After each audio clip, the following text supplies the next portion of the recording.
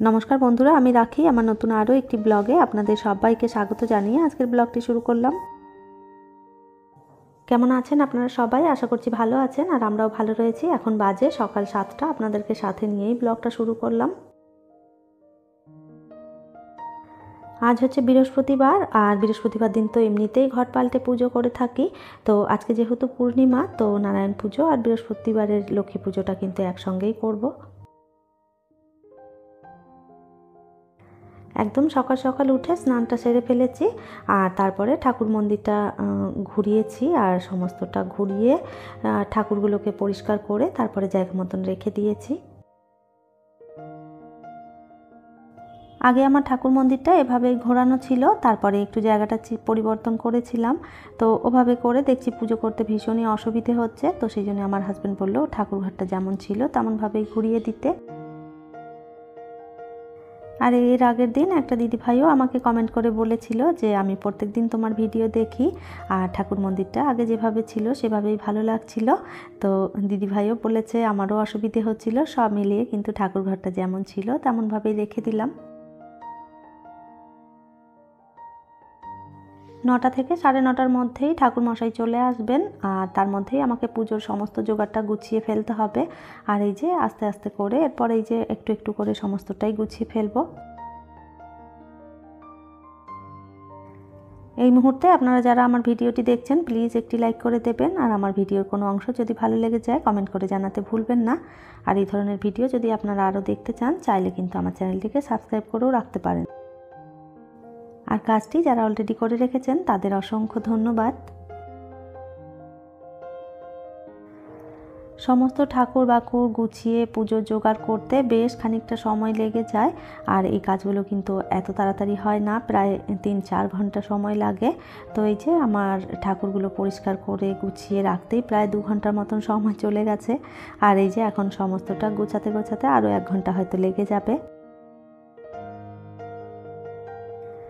সমস্ত জিনিসই মোটামুটি গুছিয়ে ফেলেছি, আর এরপরে এই যে প্রসাদের থালাগুলো একটু সাজিয়ে নিলেই মোটামুটি হয়ে যাবে।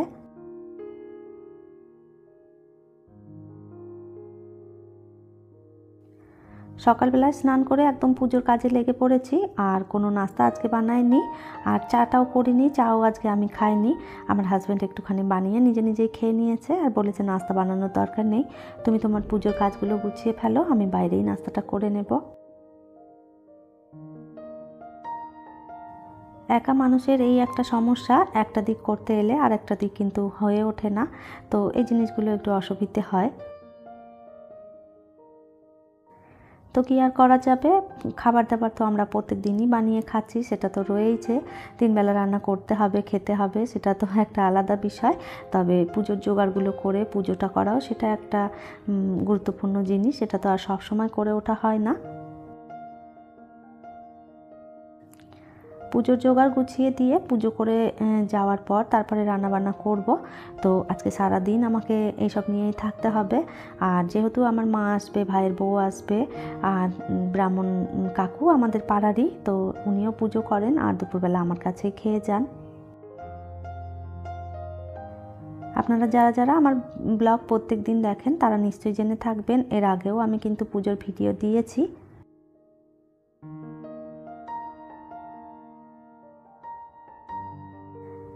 আর এই তো আপনাদের সঙ্গে গল্প করতে করতে সমস্ত পুজোর জোগাড়টা কিন্তু আমি করে ফেলেছি, আর এরপর ব্রাহ্মণ কাকু এলেই পুজোতে বসবেন।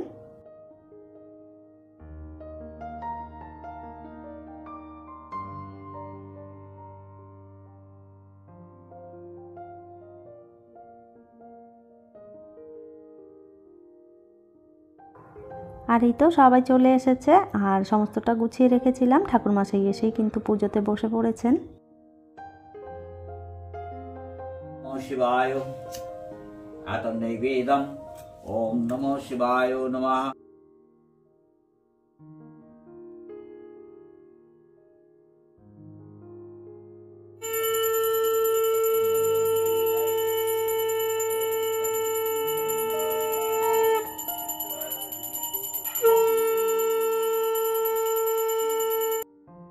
আর এই তো সুন্দরভাবে পুজোটা কিন্তু হয়ে গেছে, আর প্রসাদ দিয়ে দিয়েছি সবাইকে, এরপরে সবাই মিলে বসে এখানে প্রসাদ খাচ্ছে।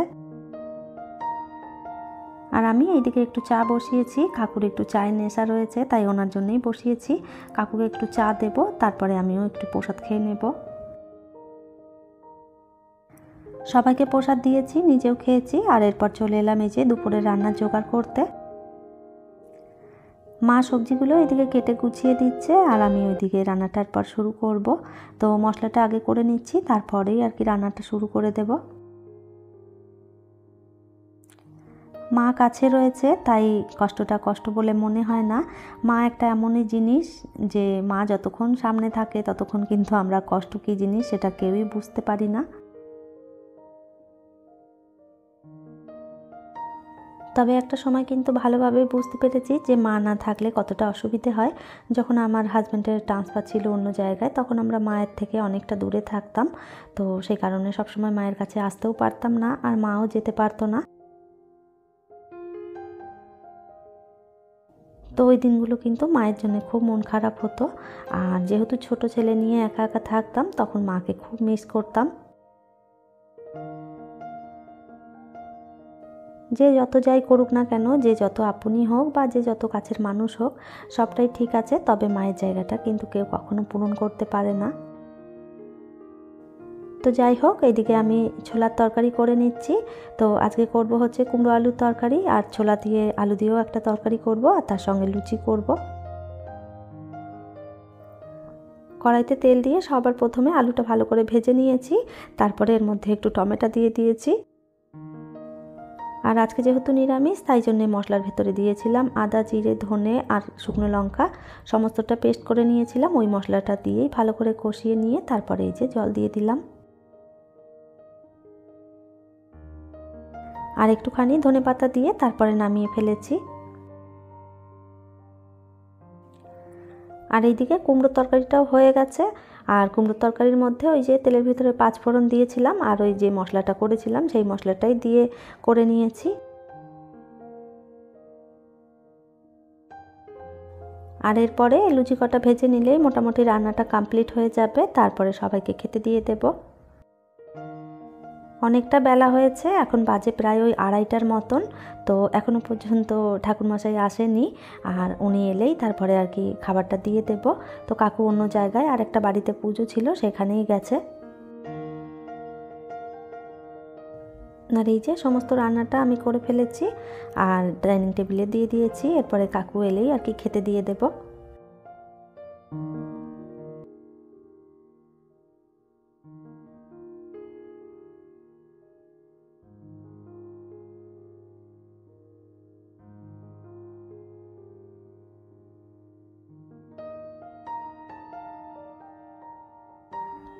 আর এই তো কাকু চলে এসেছে, মা আর ভাইয়ের বউ। কাকু এনাদেরকে দিয়ে দিয়েছি খেতে, আর বিবেককে আগেই খাইয়ে দিয়েছিলাম। আর এনাদের খাওয়া হয়ে গেলে তারপরে আমি খেয়ে নেব।